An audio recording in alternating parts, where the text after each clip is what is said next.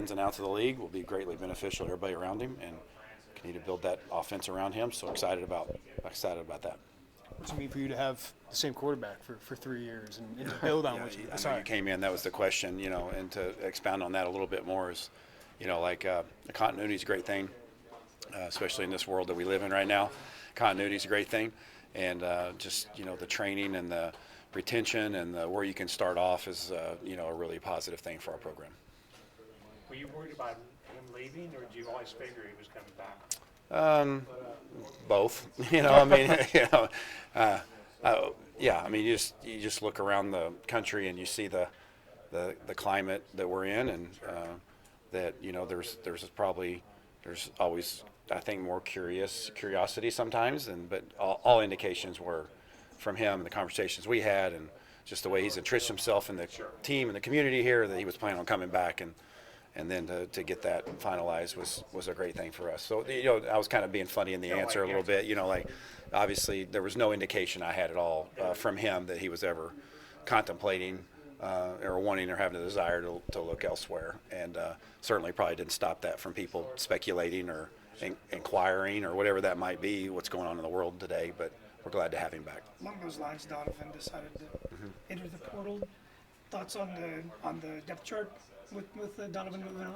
Well, obviously in the short term for the bowl game, that's impacts a great deal. Obviously gives Kirkland an opportunity to elevate and to be the backup going into this game, and obviously it affects the other guys in the room as well. Trey, and so long term we're always looking to help solidify our roster at all positions, and to get the roster that we feel like it gives our team the best chance to be successful. So, obviously we hated to see, I know I personally hated to see, I think everybody, I can speak on behalf of everybody in the team and the organization, that we hated to see Donovan go in the portal, but certainly on the other side of the coin understood, what his desires were and his decision, his reasoning behind the decision, and he'll do great.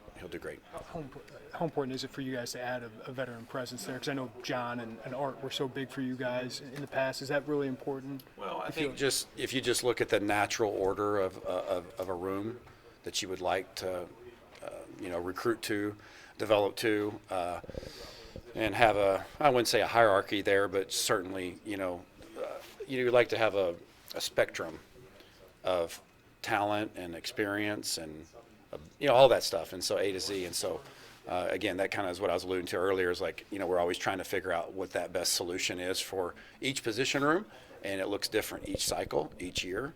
And so ultimately what we're trying to do, and we'll always try to do, is put our football organization the best chance it can be to be successful. And to be able to be successful in that room, you got to have depth, you got to have a broad spectrum of talent, and a wide range of experience for that room to be healthy. And that's what we desire, is for that room to be healthy. And we're excited about everybody that's a part of our organization right now. Every single person that's a part of our organization at the quarterback room, we're excited about, and we really are. And we see talent, and we see ability. We see the ability to win in the Big Ten with them. But it's also our job to construct that room that's puts us in the best position to be successful. How deep are you into South Carolina prep, and what stands out to you about them? Well, we've been pretty deep into it. Obviously from the first moment that the announcement was made, our support coaches on all phases of the ball dove deep, into to South Carolina, who they are, what they are, and obviously so we're pretty good into that. I think we got a good feel of who they are and what they are, and it's very impressive. And they've got a very impressive defense, very well coached, a lot of respect for the way they coach on defense and the way that they get their guys to play. A very talented bunch. So, I think having the extra prep is good, because I think it's always good to get more familiar with your opponents than you do in a short week. So we're glad to have that time to prep, because it's certainly an opponent that's very good. It's a familiarity that Justin Stepp has, that a little help there in the preparation. It doesn't hurt. With Pat out, what's this mean for Malik, Alex, even Colin, to get more opportunity and have this moment? Yeah. Yes, sir. Okay. See you, Luke. So it means a lot. I think it would mean a lot to them. Obviously those guys that have been in games and big moments for us, but to be able to, to have probably an entire game in front of them where they're going to fully anticipate them being a part you know, a lot of reps and a lot of opportunities. Listen, we need them to rise up, and we have full confidence they will, but I would assume that this is an opportunity that they're very excited about. What's it like to balance, you know, you get prepared for a bowl game, but the transfer portal's also, you know, in full swing. What's that like? And are you guys targeting wide receivers or tight ends? Or just how's that kind of gone?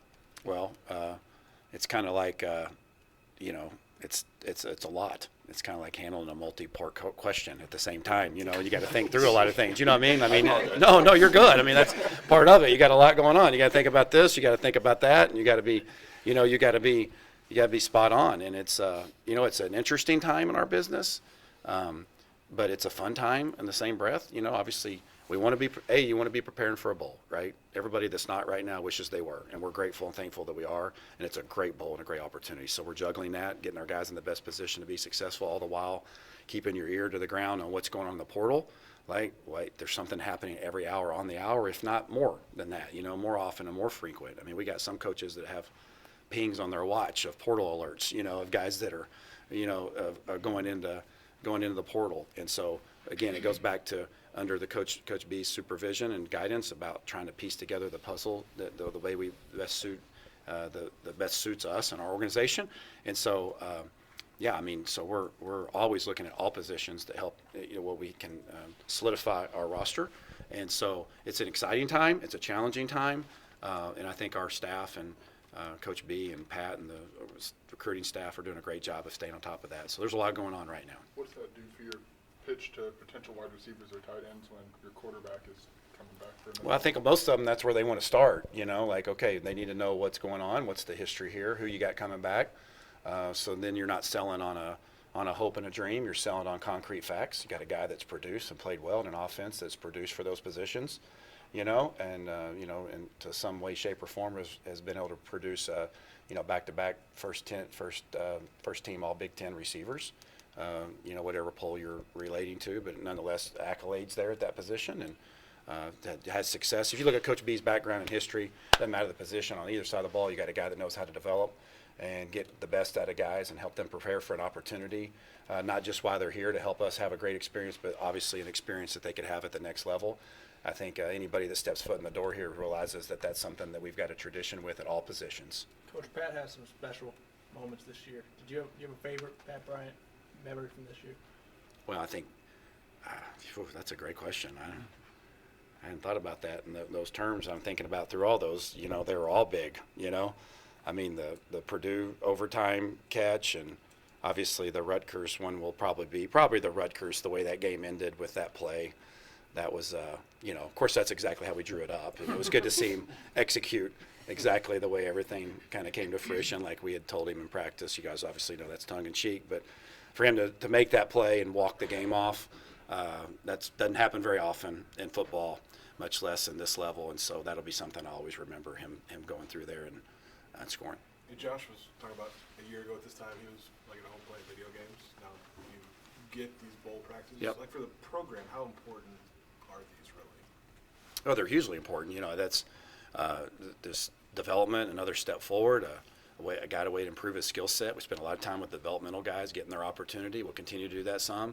That's exactly right. You know, you obviously the bowl, there are extra practices. There are extra requirements. There's sacrifices that are made with going to a bowl game, you know, for players, coaches, and whatnot. But until you want to get a good dose of reality is you don't go to one and you're sitting around watching other people play and practice and prepare, and then you realize, you know, like, okay, those sacrifices and those little maybe minor, what you say, inconveniences are well worth it for your organization and for each player. And you want to be practicing. You want to travel and you know, around Christmas. You want to be off site for Christmas with your team and not at home. And so I think our guys have had a great mindset about attacking that and approaching that and embracing that. We've gotten better, especially young guys and including the returning guys. I mean, Luke said that a lot of the young guys really kind of flying around trying to prove themselves. Yeah. Now that they're getting more opportunities. I mean, have you seen that? Yeah, absolutely. I've seen that. And whether it's been just the young guys going on young guys, but we've got young guys that have been elevated into more, you know, more viable or more, you know, more of a role. And they've certainly taken advantage of that. We got to go do that in the game. You know what I mean? Like, we got to go take that to the game inevitably in every bowl game across America, and I'm assuming it'll happen in our game, there'll be a guy that hasn't contributed a lot during the course of the year that's going to rise up and make a play that's going to really affect the game in a positive way. How much does it change the scout to have an impactful guy like Kyle Kennard opting out for the game? Yeah, I mean, obviously, a tremendous player and very disruptive player, and I think, again, it's kind of the lay of the land right now. You know, we're just kind of sitting back and we're preparing for their defensive structure and their defensive people, and then obviously a guy that's made a huge impact on their team. But they've got really good depth up front. They've got a really good D-line just in general, and so they platoon their guys a lot. So they've got more than capable guys to come in there and continue their playing defense at a really high level. We talked about Luke's change in terms of like being more of a vocal leader. You talked about that kind of all year. Yep. How did that manifest itself in terms of wins and losses and better offenses? What does it mean practically? Yeah, that's a great question, and I think I don't know. It's kind of which came first, the chicken or the egg, Gotcha. So to speak.